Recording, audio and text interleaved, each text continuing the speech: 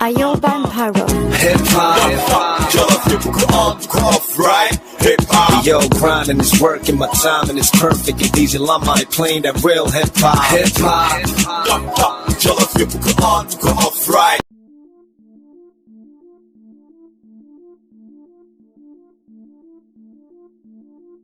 salaamaaleykum waa Sénégal salaamaaleykum waa Africa waa West Africa fu waay mën a nekk ci àddina wërgal këpp ñu ngi leen di ziar ay conteneeru ziar yi dul jeex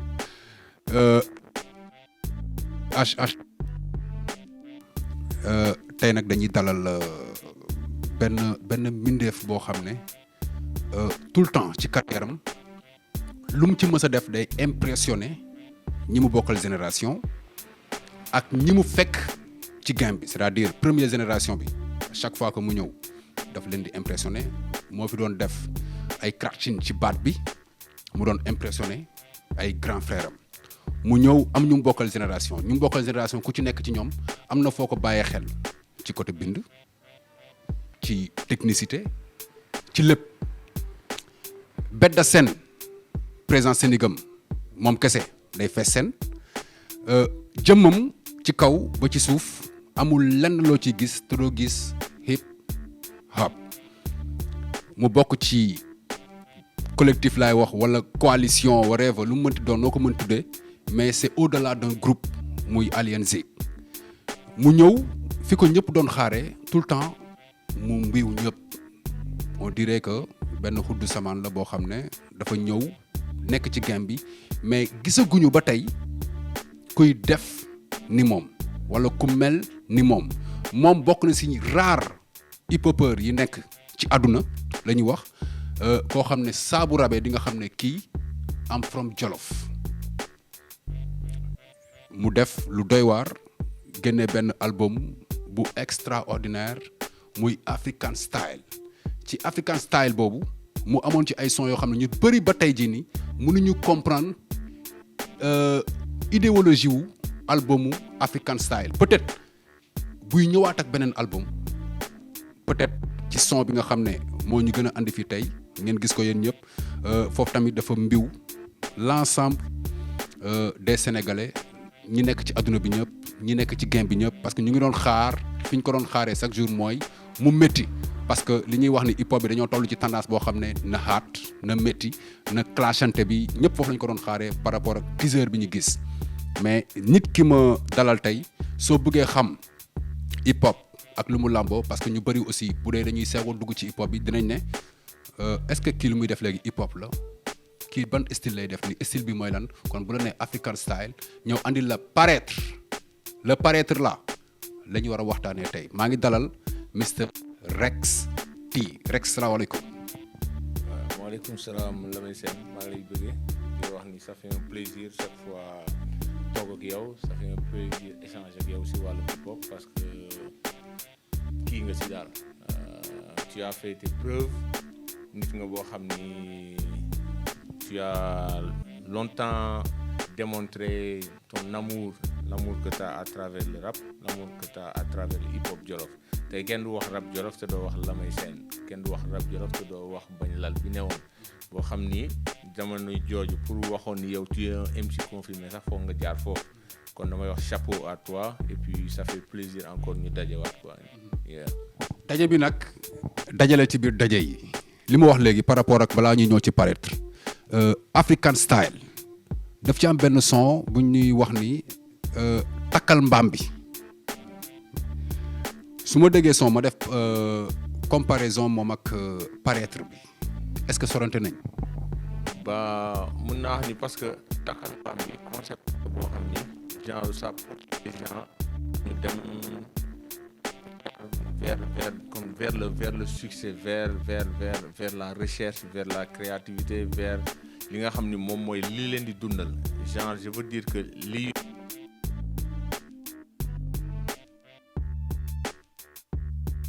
genre parce que yàlla moo wax ni dafa sax pour nit ñi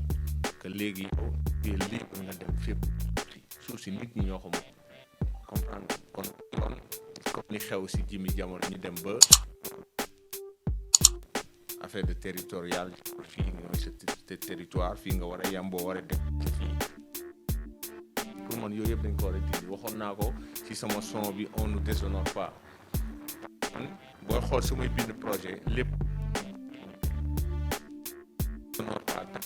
c'est un cri c'est une idéologie di wax la personne boo nekkee dans un milieu nga gis ni fii nii gisoo fi sa bopp te yow da nga war a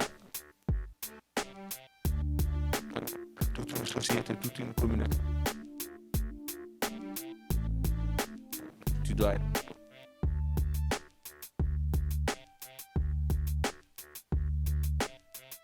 am na son de Samba dem parce que Samba toog na lu yàgg gis na ni réewam fi mu nekk ndaali naatatul dara naatul mu ne léegi bi dem léegi nag takk mbaam boobu mooy dem vers la recherche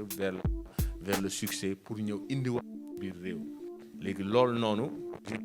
dafa nekkoon ci album African Style mais paraître bi comme je dis dafa nekk une continuité par rapport ak musicalement par rapport ak African Style et textuellement et par rapport ak ci concept bi day rejoindre lii mais loolu du ma ko waxagum fii nii il faut album bëri génn pour gars yi gis li may wax incha allah. comme d'habitude loolu tàmm nañ ko ci yow saa bu ñuy wax foog mu am li des mais paraître lan moo tax gars yi bëri doon la xaar ci benn son bu keng saway hip hop bee ko laaj wala dañ doon xaar ku mel ni Rex ñëw tegaat ordre ci hip hop bi nga xam ne ñu bëri dañ ne dafa désordonné. Ben déjà man je dis que su may sama album par rapport ak man liggéey bi si man lay déparé ba pare génn dem si biti wala léegi nag ce sont mes influences mes ressentis comprendre sama expérience sama vie de tous les jours loolu la musique c'est-à-dire li may jàllale message bi may jàllale li muy sama expérience propre expérience comme j'ai envie de le partager avec les gens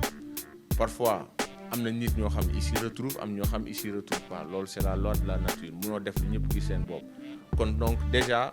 su ma joobee album day nekk ay échelon ay défis par rapport ak défis yi may teg sama bopp sama carrière dama def African Style mu nekk un album entièrement loo xam li si gën a fës mooy la sonorité africaine les réalités africaines ma peindre ko parce que li naan boo def dara da ngay tàmbalee fi nga nekk je suis en Afrique je suis au Sénégal donc foofu laa njëkk a tàmbalee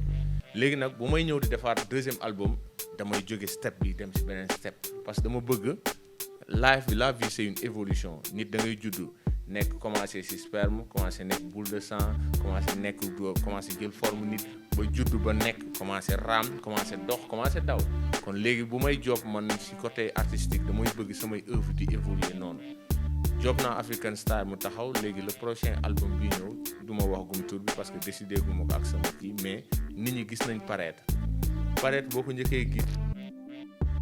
cette année vidéo bi nga déglu son bi nga déglu woy yi tu vas te dire que les deux mondes opposés parce que déjà c'est pas une sonorité africaine musique bi valse la mooy genre musique française yooyu. ñëwal ci teaser bi nga naxee gars yi déjà. waaw dans teaser bi day rejoindre paraître bi parce que ku comprendre ci thème bi di nga xam lu tax ma def teaser bi paraître bi le paraître mooy li xew léegi ci jamono les gens ils t'affichent une image boo xam ni loolu ngay gis ñoom nekkul loolu moo nekk ci ñoom c'est-à-dire c'est une fausse boo xam ni les gens ils se trompent fait exprès jël une partie de la vidéo boo xam ni mooy partie bi gën a commenté bi am braquage yi ak wane loolu parce que xam naa ne su ma wane loolu les gens vont s'attendre à un truc bu rythme bu xaat bu dëgër alors que je me suis joué de dama leen nax wan leen loolu ñuy xaar xam naa ni moo tax j'avais fait un post ma ne xam naa game bi ku si ne ngi naan saa waay lan la ñuy indilaat la majeure partie ñu ngi doon xaar rap bu fees bu rap ak yu dëgër affaire yooyu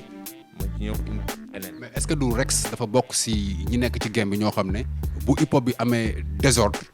bokk na si ñu mën a teg ordre bi.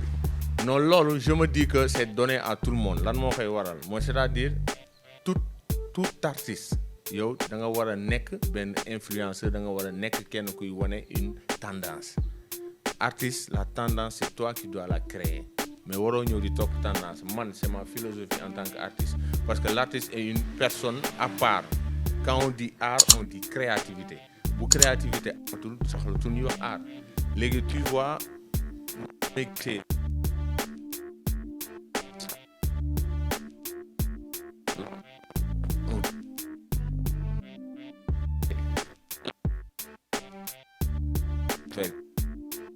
pour lépp lu ñu génnee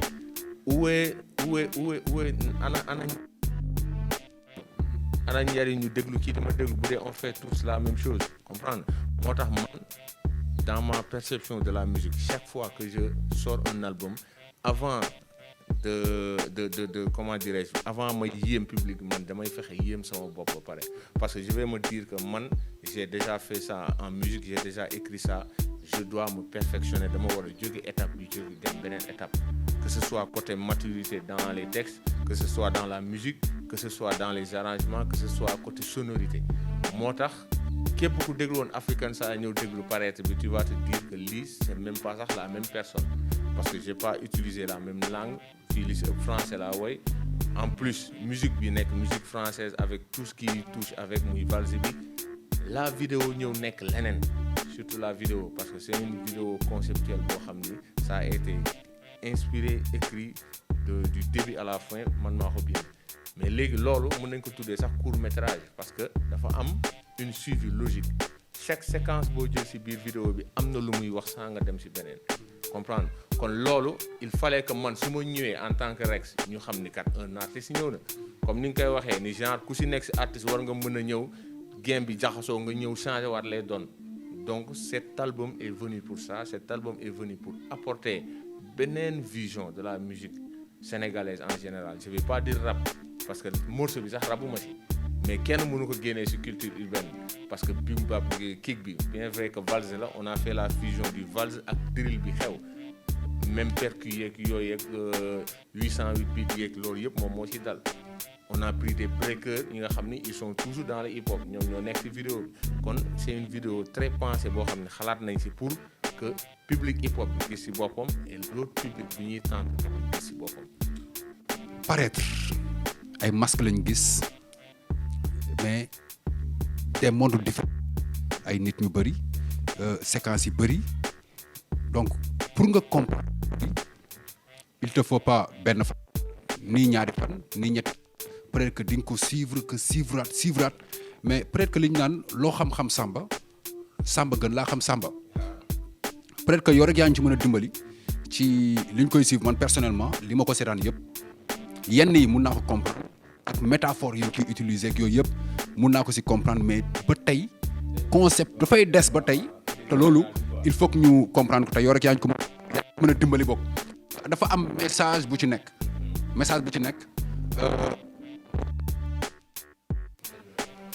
muy paraître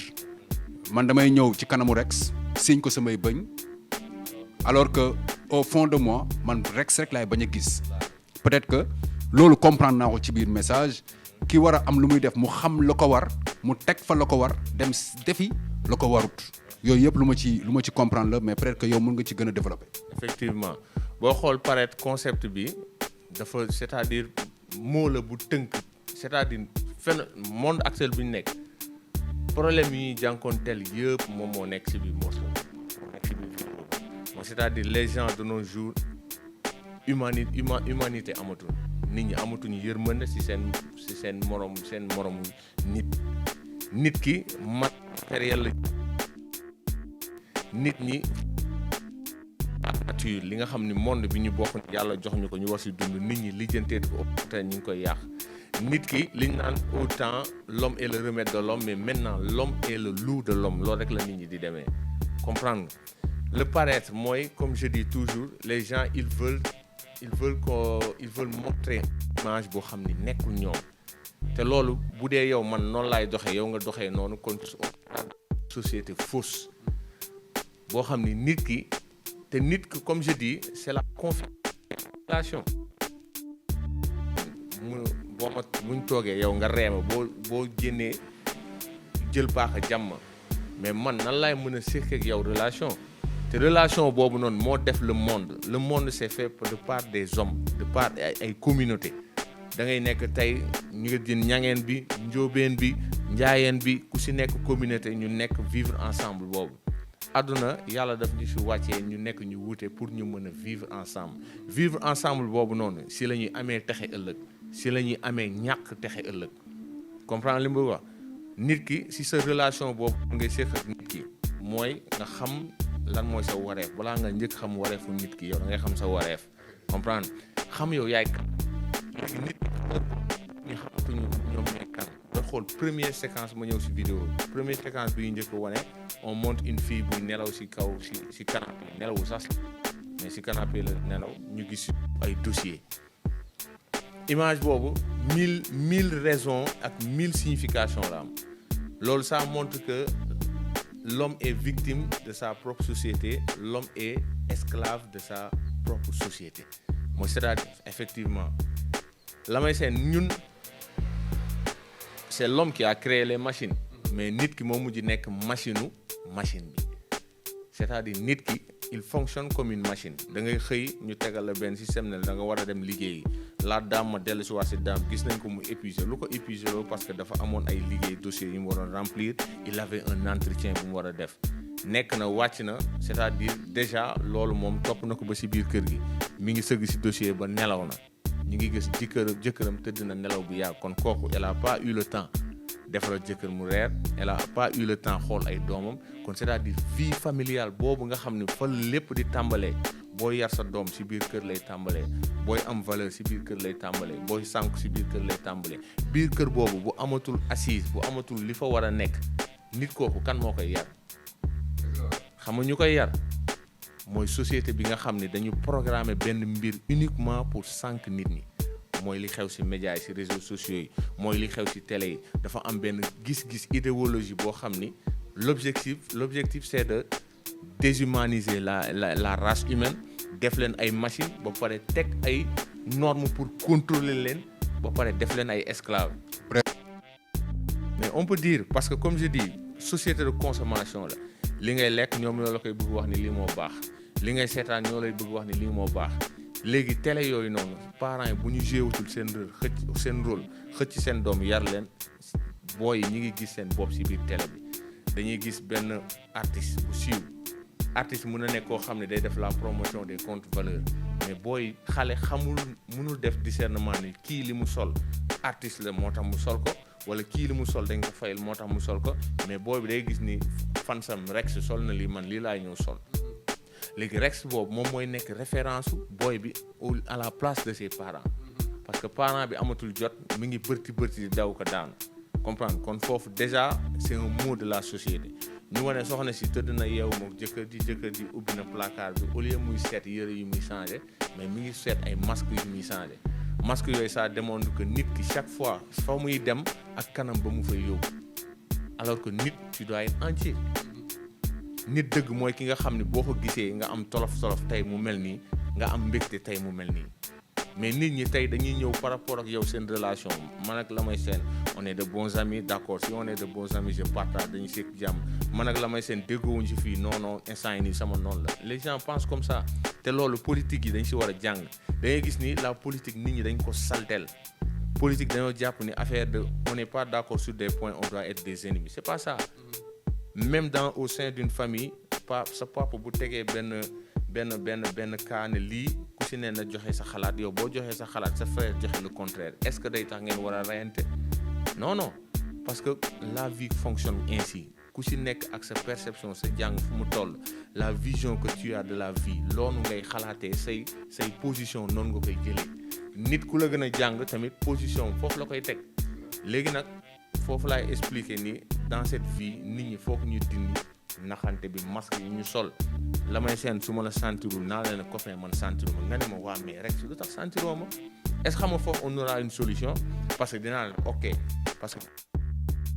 def nii après yow nga expliquer ma lu tax nga def loolu bu boobaa on se retrouver mais su ma la jàppalee nga taxal la masque nga dem yow nga taxal masque dem quand on va se retrouver kañ nañuy am terrain d'entente. lu muy wax ni koy dëggal ni lu muy wax lu mu gëm la képp ku nekk ci game bi bu gisee ni ëllëg ko muy dem di bindi clash du ko def day xaar ba tase ak yow soit ci concert la wala nga dox ba ñëw ci studio Alien Zik wala ngeen tase feneen mu ñëw ne la booy yow lii ak lii ak lii man j'en connais quelque chose parce que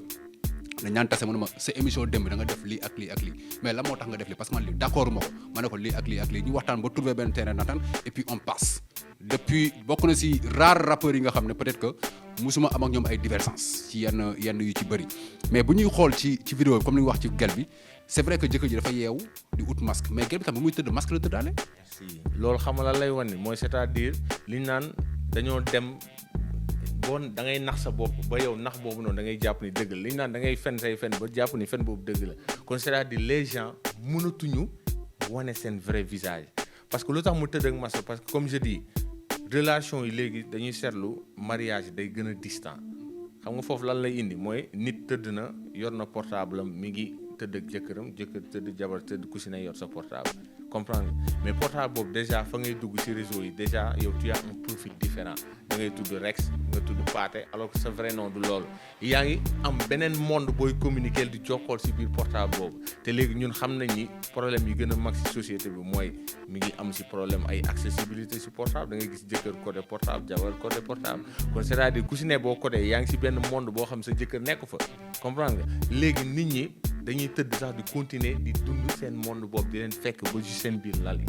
foofu wanewuñu portable mais da ngay gis ni ku ci nekk yaa ngi tëdd nekk li nga nekkoon li ngay bëgg di dund ba tey mensonge boobu mi ngi lay topp ba fi nga tegu. mais est-ce que gel boobu moo doon dem uti liggéey. gel bi dafa doon dem uti entretien liggéey comprendre pour wane la foofu tamit beneen problème laa signalé mooy les gens da ngay gis ni nit ñi il passe trop de temps pour jéem a am accès ci liggéey. da ngay gis système éducatif bi am ci Sénégal da ngay gis ku jàng pendant ay plus de 10 ans pour jéem a rek pour am benn liggéey waroon nañ xool nan nañuy wàññee li nga xam ne moom mooy yenn programme yi jël lu essentiel c'est-à-dire de l'utile li nga xam ni def peu et bien ñu teel a comment dirais-je teel a canaliser élèves yi wax leen teel a canaliser élèves yi ku si nekk ñu teel a jox direction ne la yow si lii nga bëgg a jóg ñu focaliser la si loolu bu ko defee tu vas gagner du temps doo fi nekk jàng mat jàng science nat jàng jàng observation jàng écofam jàng lu ne loo xam ne yow la majeure partie après dans ta vie doo ko utiliser kon nañu wàññi programme yi loolu ça réduira li nga xam ne mooy temps bi ñuy def école bu ko defee nit ki du dem ba am 30 ans doog am liggéey est-ce que comprendre nga léegi soxna si loolu la nekkoon parce que société bi poussé na ko ba góor kese mënatul yor kër kon soxna si dafa obligé moom it foog mu liggéey soit pour jàppale jëkkëram léegi liggéey boo muy liggéey dafay am lu muy gagné dina indi xaalis si kër gi mais dina am lu muy perte parce que éducation boo yeeg toppatoo sa jëkkër doo ko am. beneen bi ba tey moom ba muy dugg di wuti job bi ci yoon bi dafa taseeg benn waay mu am lu wadd ci moom waa jooju dimbali ko. fa mu dem di defi entretien bi gars yi dàq ko ba muy génn ka ko dimbali woon ba mu forki yoom ndekete ab nit boo xam ne la mu affiché ci kanamu femme bi que moom ku baax la ndekete safaan lay dundee ndax dafay génn fañ ko dàq da muy dugg dañ ko dàq muy dugg kooku di braqué te braqueur bi takkul masque mais mu ñëw fekk ñooy liggéey ci société ba ñëpp takk ay masque loolu xam lan lay woon dafa lay won ni ki ngay wóolu sax ki nga xam ne la société lui a déjà étiqueté def am na lu mu ko tappal quoi c'est-à-dire c'est un méchant kooku sax nga nekkal moom moo gën a wóor que nga nekkal koo xam ne xamuñu moom la ne ci biiram parce que méchant bu ne la kii ku méchant la tu vas prendre tes dispositions mais koo xam ni xamoo lan la ma nga sa biir kër di nekk ak moom kooku moo war a gën a grave léegi booy xool comme li nga wax ci femme bi la dame on l'a pas pris jëluñu ko parce que lu tax dafa wàcc dem di liggéey am une dame bu ñëw di yalwaan dame bi ñu foog ni ku ne lu ne lay yalwaan soxna si mi ngi génne xaalis di ko jox fekk na bëggul xaalis mais mi ngi bëgg li nga xam ni moom mooy masque bi parce que l'argent n'a pas de valeur les habits n'ont pas de valeur le matériel n'a pas de valeur tant que la personne joxu ko valeur kon foofu da ngay gis ni nit ñi joxatuñu valeur xaalis bi mais ñi ngi jox valeur apparence bi kon moo tax kooku bàyyi xaalis bi dem jëli apparence bi parce que société bi ni muy fonctionner noonu lay pousser nit ñi ñuy continuer fonctionner noonu mu jox kooku maskam mu dem ci entretien bi mu ñëw ci entretien bi nekk une personne boo xam ni elle est marginalisée parce que société moo ne ok ñëpp il doit porter des masques ku nekk da nga war a ñëw jouer le jeu yow si tu joues pas le jeu da ngay out moo tax moom ñu disqualifier ko jëluñ ko ñu jël ñeneen ñi léegi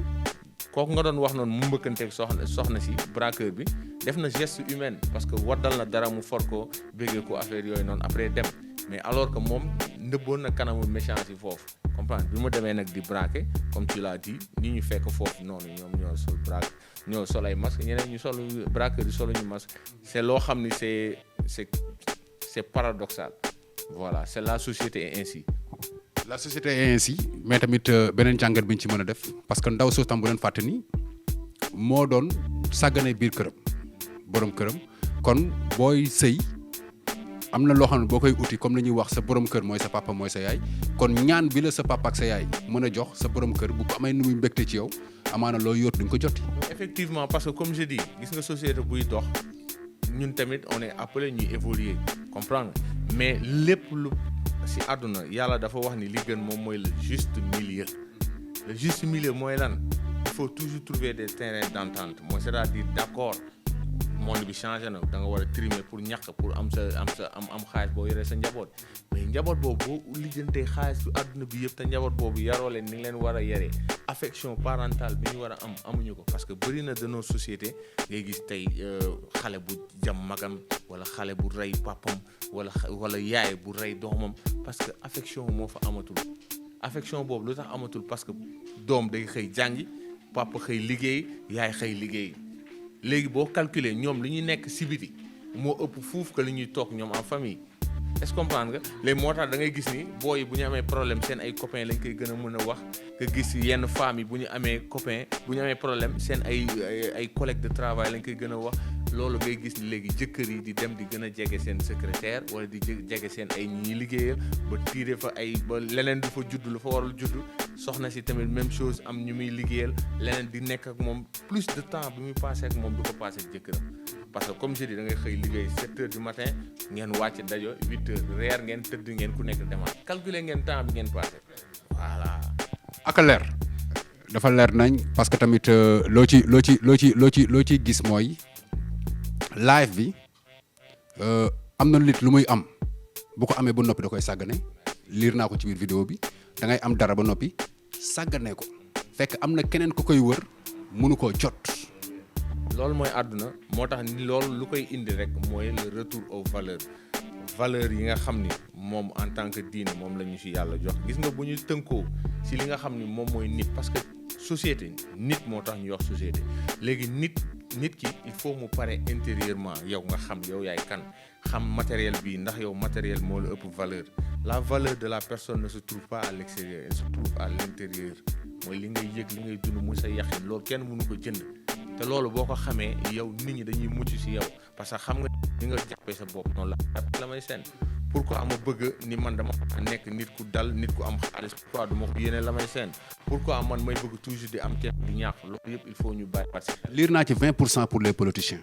non mais parce que politiciens yi ñoom ñoo téye instant yi àdduna bi te politiciens yi ñoom ñooy les plus grands porteurs de masque loolu yàgg nañ ko gis dañuy signaler gauche yàdd droite mais loolu la population moo si war a yeewu comprendre nga émission bi gàtt na mais comme li ñuy wax rek li si nekk bëri na ba mais prochaine fois bu ñu defee on va détailler le morceau là on a détaillé la vidéo inchallah mais ce qu'on peut lire ci paraître mooy na ko gars yi déglu nañu off vidéo ba noppi mais ñu déglu ko ba noppi déglu ko bu baax ba pare ñu teg vidéo bi man dama leen di wax man ni ma koy defee quoi ngeen teg vidéo bi ngeen couper son bi et laisser vidéo bi circuler image yi di dem benn par benn léegi nag après ngeen takk seen écouteur ngeen teg vidéo bi di ko suivre benn par benn bu mu jaralee ngeen jël seen bic ak seen feuille lu jàll rek ngeen xool après ngeen liiraat ko société bi tout ce qu'on peut bref ci vidéo bi nga leen bu dee milliardaire nga te milliards yooyu am na ñoo si war a mën a dimbali bu nekkee ci société di am looy uti am ci yàqin ci suñu borom ak koo mënti doon demal boo ko amul nga sante ko yàlla xam ni noonu la waroon demee comprendre nga donc paraître avec rek dañuy dog fii ci paraître et que dinañ defaat deuxième partie paraître pour que ci beneen day Rex looy tàggoo. C'était un plaisir parce que comme je dis dañu toll monde boo xam ni monde de la communication la communication mooy sànq nit kon communication moo war a indiwaat nit na nit ñi di waxante et puis ñun et puis ñu xam ni la musique elle doit contribuer pour l'éveil des consciences. aywa jaajëfal nañ leen bu baax a baax beneen yoon ci beneen numéro DK.